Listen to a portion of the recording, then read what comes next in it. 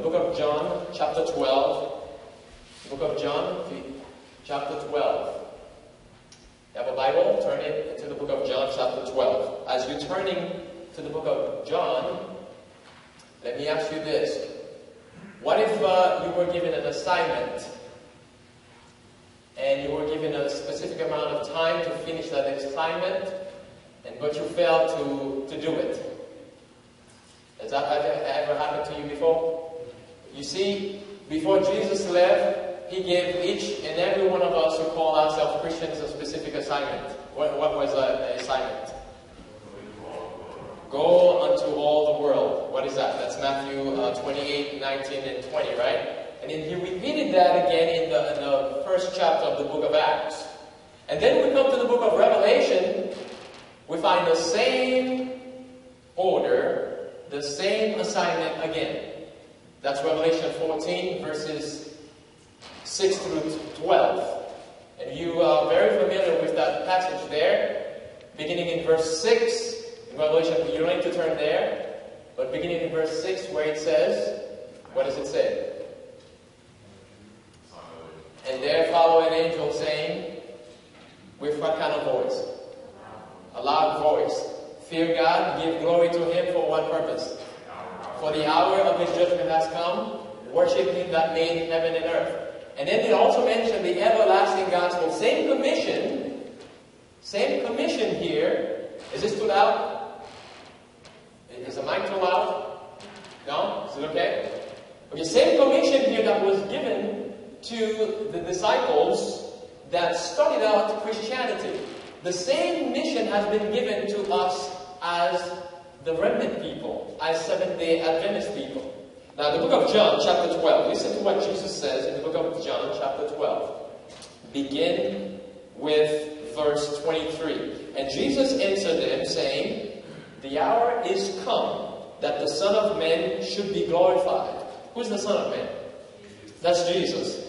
Verily, verily, I say unto you, except a corn of wheat fall into the ground and die, it abideth alone. But if it die, it bringeth forth how much fruit?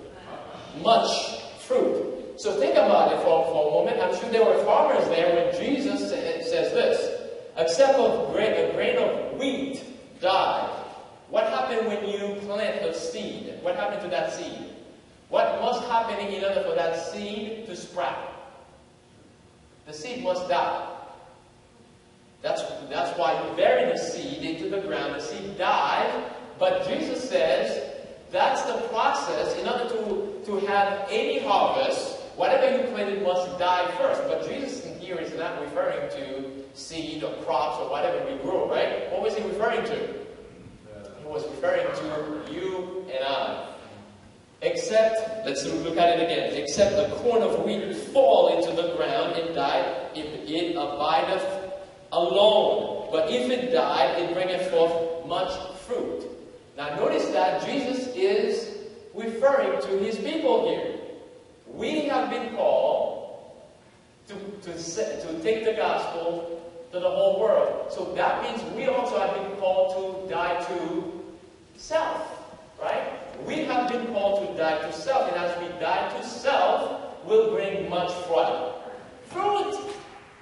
And people will be able to see Jesus in us. He goes on to say, verse 25 now, he that loveth his life shall lose it. So he's explaining a little bit more what he means by a wheat fall, the little seed that falls into the ground. So he's making the application here. He says, he that loveth his life shall lose it, and he that hateth his life in this world shall keep it unto life eternal.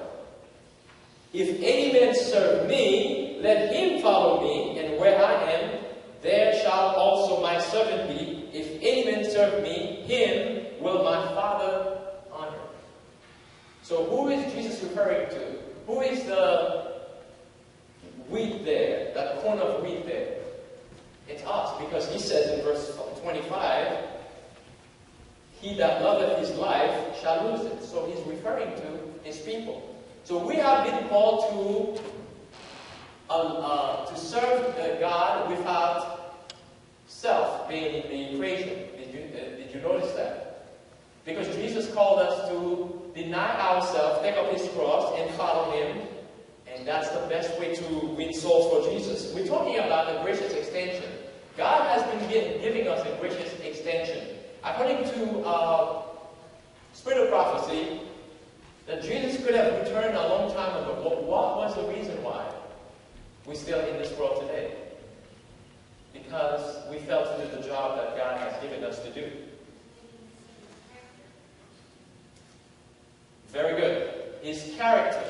God's character needs to be revealed in his people first, so that we can take Jesus with us into the world, so that people can be attracted to Jesus. As a matter of fact, let's turn to the book of Zechariah. I'm going to show you a picture here of something that happened in the book of Zechariah. Zechariah is in the Old Testament. You find the book of Haggai, and then Zechariah. Let's go to Zechariah chapter 8. Zechariah chapter 8. So if you go back to the Old Testament, you find Zechariah. Okay? And if you still can't find it, Malachi is the last book of the Bible, so it's the book before Malachi. Okay? I mean, not the Bible, the Old Testament. Malachi is the last book of the Old Testament. And Zechariah is before Malachi. Okay, if you dare say amen. Okay, Zechariah chapter 8, we begin with verse 16. It says, "These are the things that ye shall do. Speak ye every man the truth to his neighbor. Execute judgment of truth and peace in your gates. And let none of you imagine evil in your hearts against his neighbor. And love no false oath, for all these are things that I hate, saith the Lord." Have you done any of that? Speaking anything evil against somebody? Now, skip down to verse 20. "Thus saith the Lord of hosts, it shall yet come to pass that there shall come people and the inhabitants of many cities, and the inhabitants of one city shall go to another, saying, Let us go speedily to pray before the Lord, and to seek the Lord of hosts. I will go also. Yea, many people and strong nations shall come to seek the Lord of hosts in Jerusalem, and to pray before the Lord." Now, pay attention to verse 23 here. We're talking about witnessing here. "Thus saith the Lord of hosts, in those days it shall come to pass that 10 men shall take hold out of all languages of the nations, even shall take hold of the skirt of him that is a Jew, saying, We will go with you, for we have heard that God is what? Is with you." Amazing. We have been called to live the life of Jesus Christ, so that other people can see Jesus in us, so they can see, we have heard something about you. See, God has put this little church here. We are very small in numbers, but with this small group, God is looking for quality. Don't be so in a hurry to see this pews or these chairs here being full with people. But God wants to see qualities first. And you see what the verse says here? That people will hear about this little group, and then they're going to want to see the God that we serve. They're going to want to know more about this God. Let's read the verse 23 again. I love this verse. "Thus saith the Lord of hosts, in those days it shall come to pass that 10 men shall take hold out of all languages of the nations, even shall take hold of the skirt of him that is a Jew, saying, We will go with you, for we have heard that God is with you." Can you say amen to that? Amen. Amen. Turn with me now to the book of Revelation. I want to show you where we are today and what God has called his people to do. And you tell me if we are there today. The book of Revelation chapter 7. The question remains, and how much time we have? We have a short time to finish this work. You know, the Bible says, many are called, how many are chosen? Few are chosen. Why? Because God is looking for qualities, not quantities. Many are called, few are chosen. Revelation chapter 7, beginning with verse 1. Amen? "And after these things I saw how many angels? 4 angels standing on the 4 corners of the earth. We've gone over this before. The 4 corners of the earth, this is what we would refer to as south, north, east, and west, right? The 4 corners meaning throughout the whole globe. And then it says, holding the 4 winds of the earth. What are the winds? We've gone over this. They represent strife, war. I can give you some reference you can write down. Isaiah 21, 1 and 2 explains what the winds represent. Also Jeremiah 25, 22, and you can go to chapter 49 and 36 and 37 as well. That the wind should not blow on the earth, nor on the sea, nor on any tree. What happened if a hurricane were to come through here? What happened? Or a typhoon or something like that. What would happen? Destruction. There will be a lot of destruction, right? So already we see that what the angels are holding back is referring to destruction, meaning the time of trouble that's coming upon the earth that the Bible describes as we have never heard of before. And it goes on to say in verse 2, and I saw another angel ascending from the east, having the seal of the living God, and he cried with a loud voice to the 4 angels to whom it was given to hurt the earth and the sea, saying, here's the reason why the angels have been commanded to hold back the winds of strife. Here's the reason why. Verse 3 tells us, saying, hurt not the earth, neither the sea, nor the trees, till we have sealed the servants of our God in their foreheads. Now, this is not in reference to this earth as in Noah that the angels are commanded not to hurt. The trees represent people. The sea represents people. The Bible tells us that. These represent people. So hurt not the earth, neither the sea, nor the trees, till we have heard the seal. So we have sealed the servants of our God in their foreheads. So what's the reason why the angels are holding back the winds of strife? What's the reason why? I heard somebody say that. Because God's people are not ready to be sealed. Is it because God is not ready, or is it because the people are not ready? It's the people that are not ready. So God, in His mercy, in His love, in His grace, is holding back the winds of strife because He sees that we are not ready. But was it because of a lack of provision on the part of God? No. God has given us His Word. He has given us the permission over 2,000 years ago. And Jesus made the promise that He was going to come back soon. As a matter of fact, the writers of both the Old and the New Testament, but more specifically the New Testament, after Jesus went back to heaven, they thought that Jesus was coming back in their days. Because they understood what needed to be done. Paul at one point thought that Jesus was coming back in his day, because he made the statement where he says that the gospel has been preached to the whole world. And Paul understood what Jesus said in Matthew 24 after he describes everything that must take place. But he says this gospel of the kingdom must be preached throughout the whole world. And then the end will come. I hear some say that, because of technology and what we have today, it's easier to take the gospel throughout the whole world. The people in those days, 2,000 years ago, they didn't have the kind of technology we have today. We use as an example. I'm not saying that technology, internet, computers, all of these things that we have today don't help at all. I think they do, but that's not what Jesus means when He says that this gospel will go throughout the whole world. If we are willing, it's a lack of willingness. In spite of all the technologies that we have, we're still here. We're still here. The problem is, it's a lack of commitment on our part. We need to be more engaged in doing the Lord's work. We need to, as the Bible says, examine ourselves and try to understand our condition where we are today. And then once we understand that, a revival and reformation will take place in our heart, and then we'll see how we'll be energized and empowered to finish the work that God has given us to do.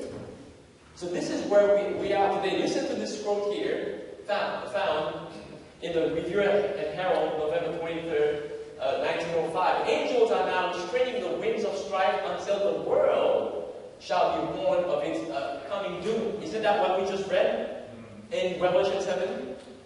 And it goes on to say, but a storm is gathering, ready to be burst upon the earth. Now you see why God is holding back the winds of strife? And when God shall bid his angel loose the winds, there will be such a scene of strife as no pen can picture. Can you imagine? Do you see what's happening in our world today? But the Bible, the Spirit of prophecy, telling us that we have seen nothing yet. But we can still feel and see that the angels are letting go of the winds of strife little by little. Yes, sir. Little by little is happening. Again, from Hebrew Herald, November 23, 1905, it says, a moment of respite. A moment of respite has been graciously given us of God. Every power lent us of heaven is to be used in doing the work assigned us by the Lord for those who are perishing in ignorance. This morning we were talking about talents. So whatever talents that God has given you, according to this statement here, you need to use it to help those that are perishing in ignorance. It goes on to say, God's people should make mighty intercession to Him for help now, and they must put their whole energies into the effort to proclaim the truth during the respite that has been granted.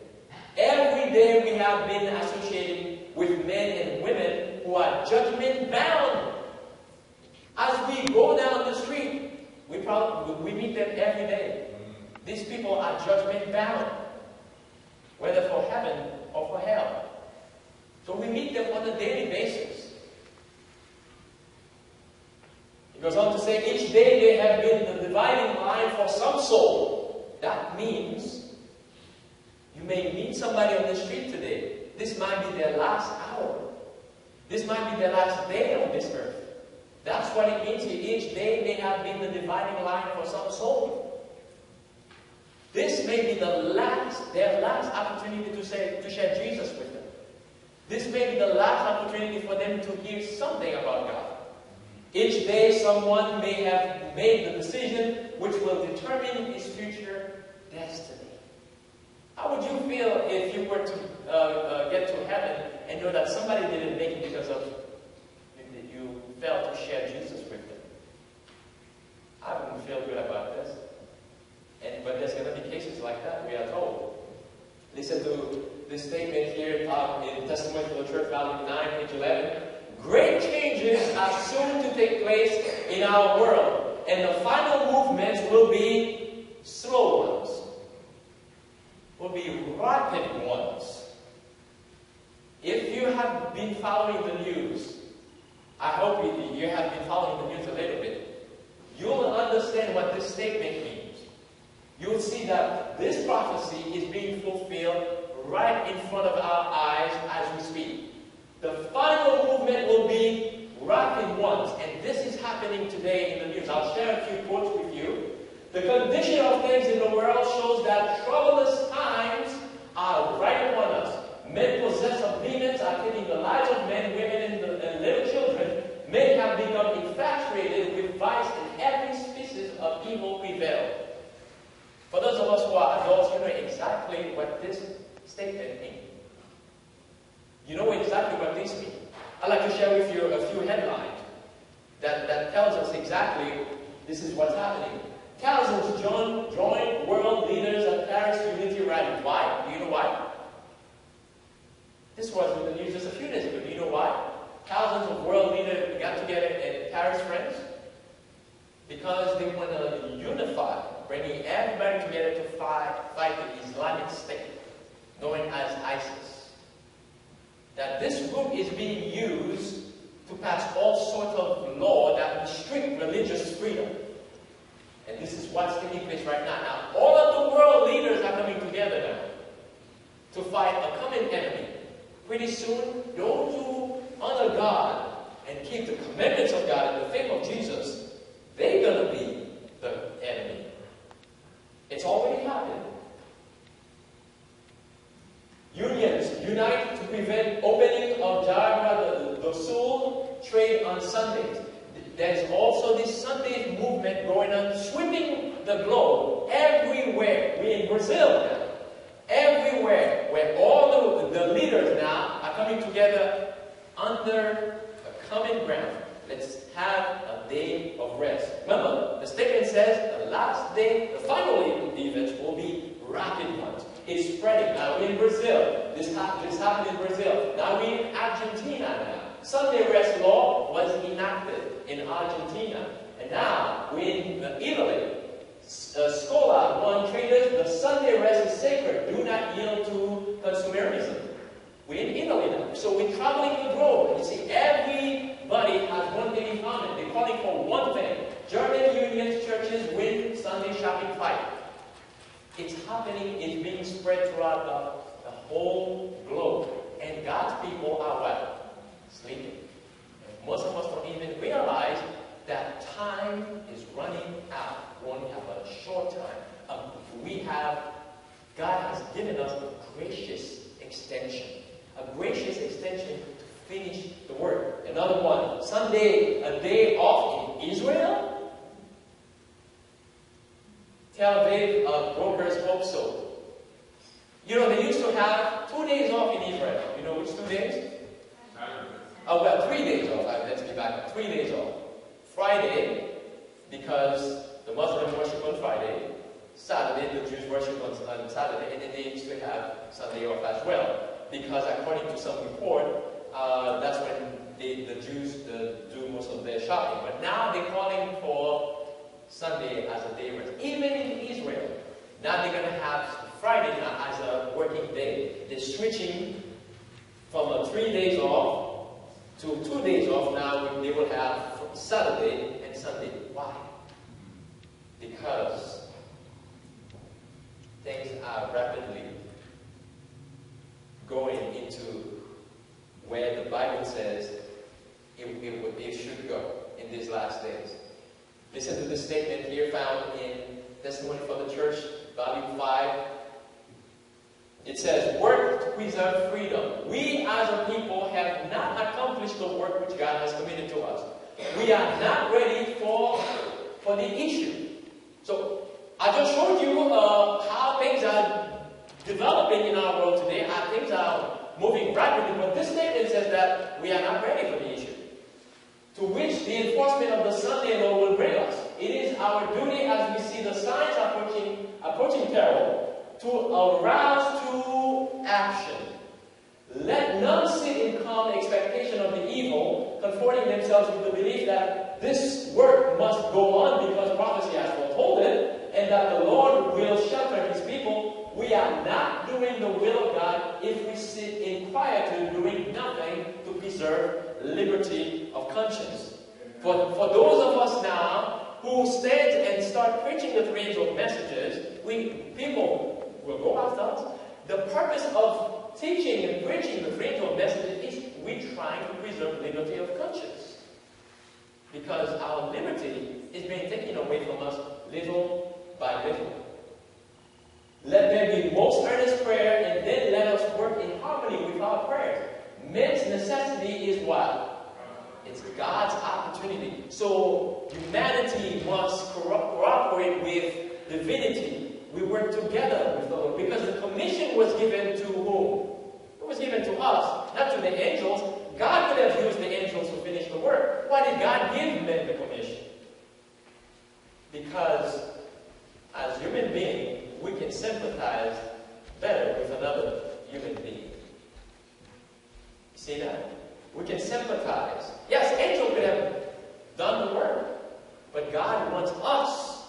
We have something to say about ourselves. We can share with others where we are when we met Jesus, what Jesus has done for us.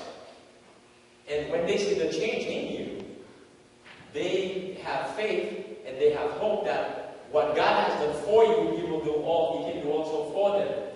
He goes on to say, it may be that a respite may yet be granted for God's people to awake and let their light shine. We have a short time. I'd like to take you to John chapter 9. Go with me to the book of John chapter 9. John chapter 9.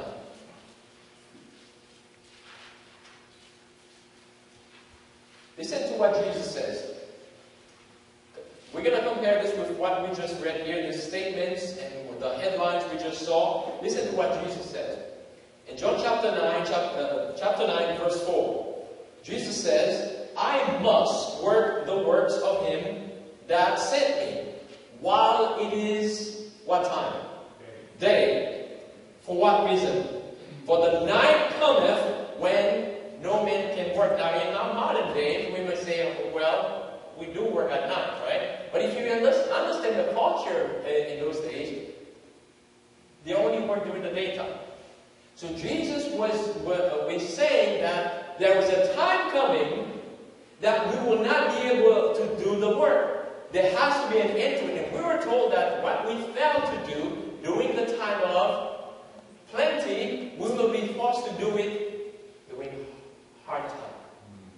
So the night, Jesus says, I must do the work of him that sent me while it is day. That means now we have a window. We have a moment of respite, Spirit of Prophecy says. We have a window to finish the work. I'm not just referring to going out there and witness to people. A work within ourselves. The Bible says, what?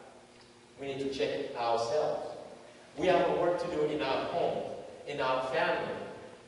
We have work to do to prepare ourselves and others for the soon return of Jesus. I must work the works of him that sent me while it is day. The night cometh when no man can work. Turn with me to Psalm 104, verse 23. Psalm 104, verse 23. Listen to what the night is here. Verse 23 says, Man goeth forth unto his work and to his labor until when? Until evening. Now you understand what Jesus means by I must do the work while it is day, because the night cometh, I won't be able. How close do you think we are, friend? I think we are at the 11th hour in the day. And the night time is about to fall upon us. The night time is about to fall upon us. Listen to this statement here, this headline here. That shows you exactly where we are today. Pope in Paris. Remember you saw those religious leaders in Paris coming together? Now Pope is commenting on that. He says, you cannot insult the faith of others. Now that sounds good, right? No. But listen to the next statement there. If my good friend, Dr. Gaspari, says a curse word against my mother, he can expect what? A punch. Francis said, half joking, throwing a mock punch his way. You cannot insult the faith of others. Now think about, what does a woman represent in Bible prophecy? A woman represents the church. Now go back to the statement. He says, if my good friend Dr. Gaspari says a curse word against my mother, well, he's not referring to his biological mother. He's referring to the mother church, because the Catholic Church called themselves the mother church. So if you say anything against the Catholic Church, you deserve a punch. This is where we are today. We were told in Revelation chapter 13 that this beast, the first beast, will have his power back. And the same thing that he did during the period of 538 AD to 1798, that beast is going to repeat that again. And now that beast feels like that they have enough support now, enough power now. Now he can come out and start saying things out in the open. He's telling you his intention as in this statement here. Now notice what this says here. Great controversy, page 565 and 566. The Pacific Tone of Rome in the United States does not imply a change of heart. She is tolerant where she is helpless. Now understand what this means. She is tolerant, that means she'll play the game because she knows that she doesn't have power within whatever country that is. And she'll play the game where she is helpless, says Bishop O'Connor. Now this is from a bishop. Religious liberty is merely endured until the opposite can be carried into effect without peril to the Catholic world. Going back to the statement again, he was not joking when he says that you cannot insult the faith of others. If my good friend Dr. Gaspari says a curse word against my mother, he can expect a punch. He was not joking when he says that, because they do not believe in religious liberty. They do not believe in religious liberty. She, that's the Roman Church, is employing every device to extend her influence and increase her power in preparation for her fierce and determined conflict to regain control of the world, to re-establish persecution and to undo all that Protestantism has done. What did Protestants do? Separate themselves, that's true. But more specifically, what did Protestants do? The Bible and the Bible only. Sola Scriptura. Protestantism took people back to the Bible and introduced them to the plain, thus saith the Lord, versus tradition. But the papacy wants to undo that, and taking us back to a time of trouble, a time that was called the Dark Ages. We want to take us back there again. You see, the best way to expose the fallacy of error is to present truth. This is the greatest rebuke that can be given to error. Dispel the clouds of darkness resting upon mind by reflecting the bright light of the sun of righteousness. God is calling each one of us to go out there to expel the darkness. Many people out there who are sincere in their belief, who are seeking, who wants to know Jesus, who are hungry for the truth, they're waiting for you and for me to go out there, to come knocking on their door. Like Sister Dawn here, for example. And to expel the errors and to unveil the truth as it is found to Jesus. Jesus says in John 17:17, sanctify them through what? Through thy truth. Thy word is truth. And so, this statement here in Selected Messages, Volume 1, page 67-69 says, God has committed to His people a work to be accomplished on earth. The third angel's message was to be given. The minds of believers were to be directed to the heavenly sanctuary, where Christ had entered to make atonement to His people. This is the call to bring people back to a revival and reformation. This is a kind of we're picking up, as a remnant church, we're picking up where the Reformation stopped. The Reformation did stop somewhere, but God has raised a movement to keep going. To keep going. And He goes on to say the Sabbath reform. The Reformation did not pick up the Sabbath reform. It was this little group that God raised in 1844 that started this movement of Sabbath reform. The Sabbath reform was to be carried forward. The breach in the law of God must be made up. So there's a breach in the law of God, right? Because most Protestants do not teach and believe the Sabbath anymore. So that's the breach, right? The message must be proclaimed with a loud voice, that all the inhabitants of earth might receive the warning. The people of God must purify their souls. So this is our own work. James or Peter who says, examine yourselves, so we have work to do. The people of God must purify their souls through obedience to the truth and be prepared to stand without fault before Him at His coming. Why? Because time is running out. We are at the 11th hour. The night is coming when no man can work. We read Herald November 3rd, 1885. The message must go without, notwithstanding the hard times. We must make special efforts in this direction now while the angels are holding the four winds. God, in His mercy, is still holding back the four winds. And what is He waiting for? He's waiting for you. He's waiting for me. Going going back to the statement, let's go to Isaiah 52, verse 7. Isaiah 52, verse 7. What does the Bible say about soul winning? Isaiah 52, verse 7.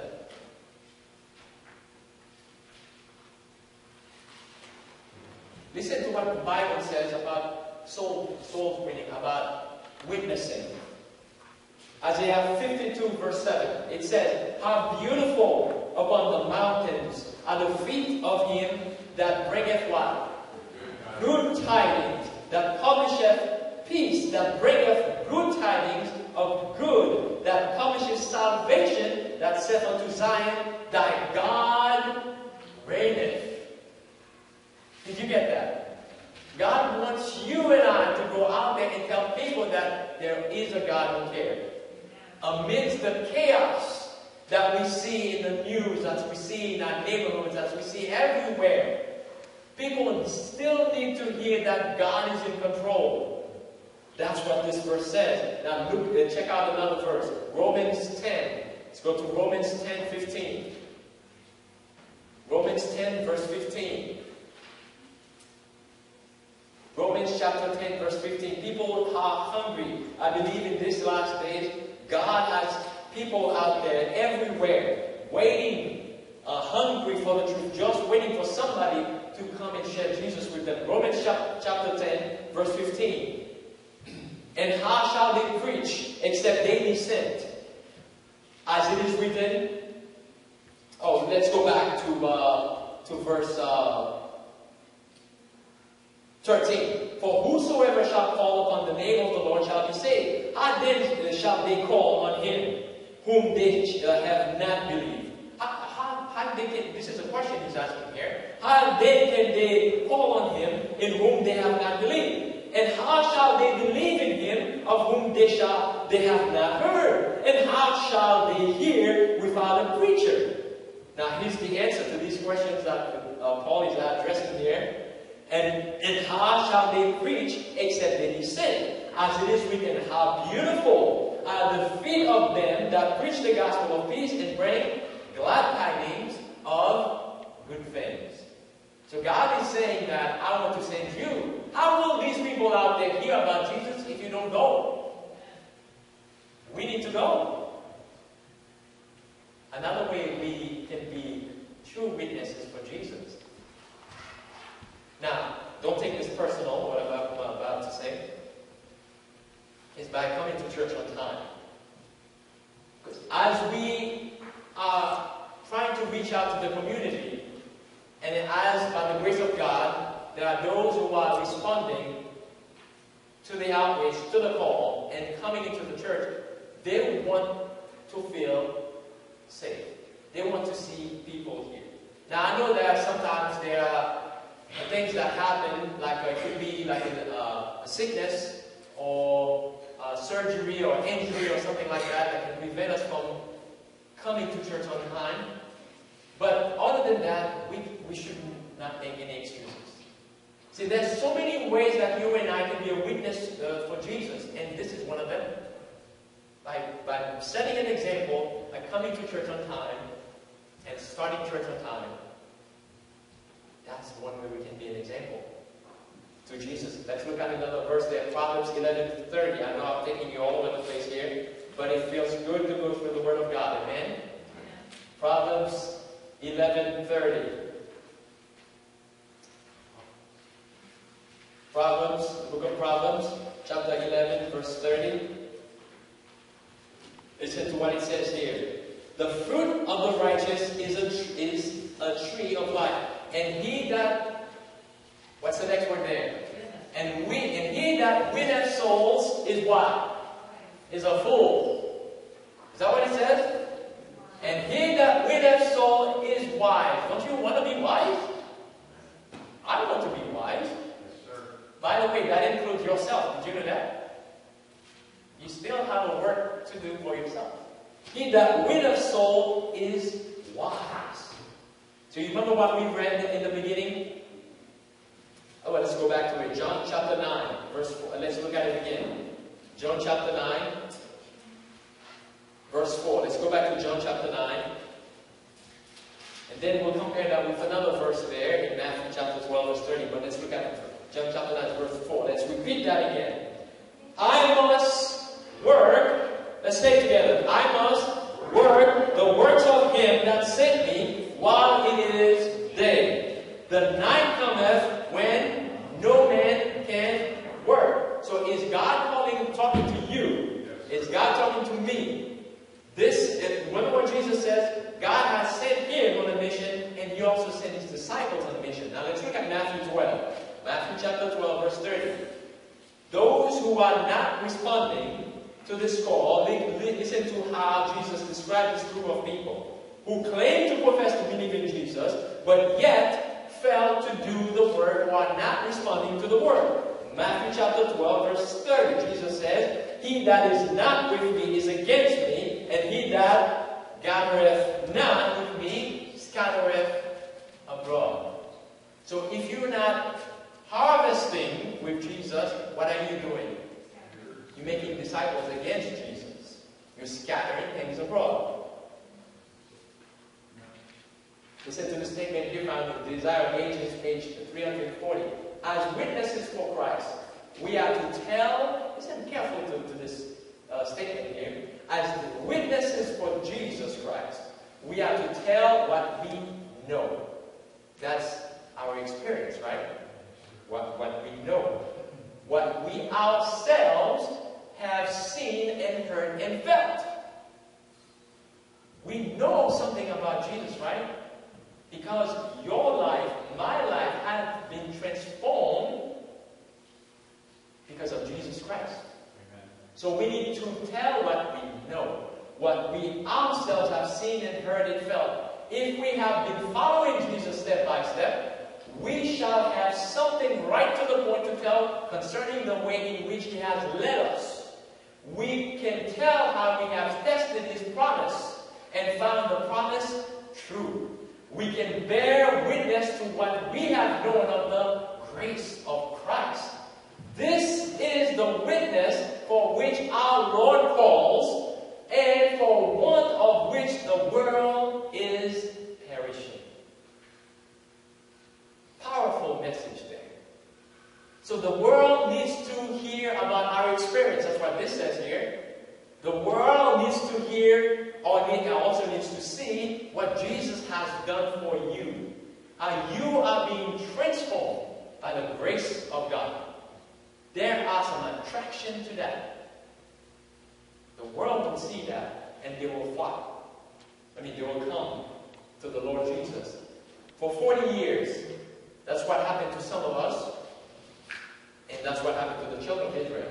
For 40 years, did unbelief, murmuring, and rebellion shut out ancient Israel from the land of Canaan. The same sins have delayed the entrance of who is the modern Israel? This is us. This is the remnant church. Modern Israel into the heavenly Canaan. In neither case were the promises of God at fault. It is the unbelief, number one, the worldliness, number two, unconsecration, and strife among the Lord's professed people that have kept us in this world of sin and sorrow for many years. So it's selfishness that have kept us from finishing the work and from finding ourselves home in heaven with Jesus. It's selfishness. Turn to the book of John chapter 20, verse 19. Book of John chapter 20. I'm glad to see our young people are turning pages in their Bibles. John chapter 20. Is that the Bible we have there, Abraham? It's John chapter 20, verse 19. Then the same day, listen to this. This is one of my favorite passages in the Bible. Listen to what it says. John chapter 20, verse 19. Then the same day at evening, being the first day of the week, when the doors were shut, where the disciples were assembled for fear of the Jews. So what was the reason why the disciples were assembled? They were afraid. But some people use that text and say they were having a Sunday worship there. But they were assembled for fear of the Jews. Came Jesus and stood in the midst and said unto them, Peace be unto you. Now we're talking about the third day there after Jesus died, right? Now this passage is referring to his resurrection. You remember the disciples? Some of the disciples didn't have believed the women that Jesus had been raised from the dead. Now Jesus appeared to him in the upper room, and then he says to them, "Peace be unto you." What kind of greeting is this? You remember just a few days ago, everybody scattered when they came to arrest Jesus in the garden. Peter denied him. Judas betrayed him. But here's Jesus, our Lord and Savior. He came to his disciples, the same group of people who denied him, who fled away, who betrayed him. He came to the same group of people and said, "Peace be unto you." Now listen to verse 20. And when he had so said, he showed unto them what? His hands and his side. For what reason? Then were the disciples glad when they saw the Lord. Then said Jesus to them again. Now this is after he shows them his hands and his side. "Peace be unto you." He repeat that again. "Peace be unto you, as my Father hath sent me, even so send I you." So basically, Jesus is saying that you don't need to be afraid anymore. When he shows his hands and his side, in essence, he was saying that the price had been paid. You're free now. You can come straight to the throne of grace now. You have peace with God. Now I'm sending you. Just like the Father has sent me. Now I'm sending you. This is the promise. Now, again, I'm going to go back to that phrase there, that sentence there that we read earlier in Weaver and Herald, November 23rd, 1905. It says, "A moment of respite has been graciously given us of God." You see what the word respite means? It means a short period of rest or relief from something difficult or unpleasant. The refuge, here's a statement, the refugee encampments will provide some respite from the suffering. So that tells us what's coming. It also means rest. The word respite means rest, break, breathing space, interval, intermission, interlude, recess, lull, pause, time out. So we have a window of opportunity to work from what's coming. While the day is still out, we have this opportunity to work, because the night coming, Jesus says, when no man can work. Let me take you to 2 Peter 3 now. 2 Peter chapter 3. In closing, let's look at 2 Peter chapter 3.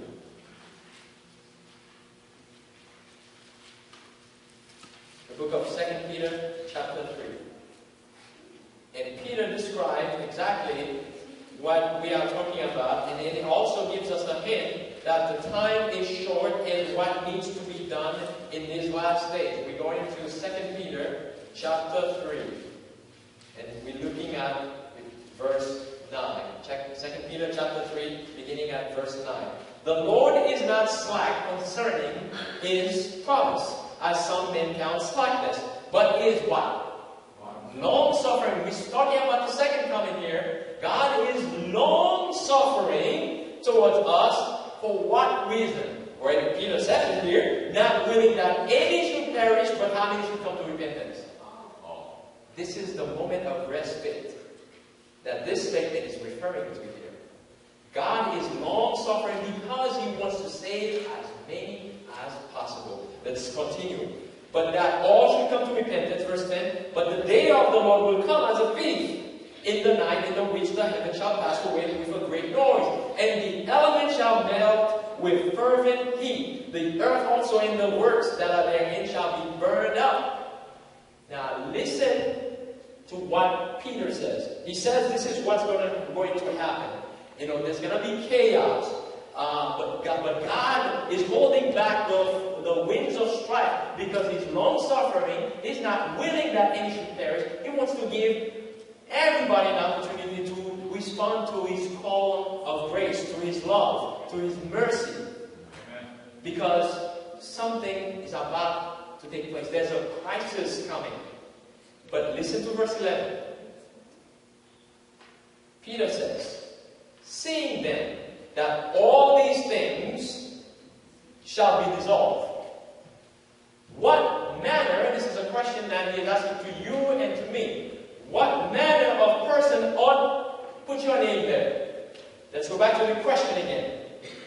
What manner of person ought ye to be in all holy conversation and godliness?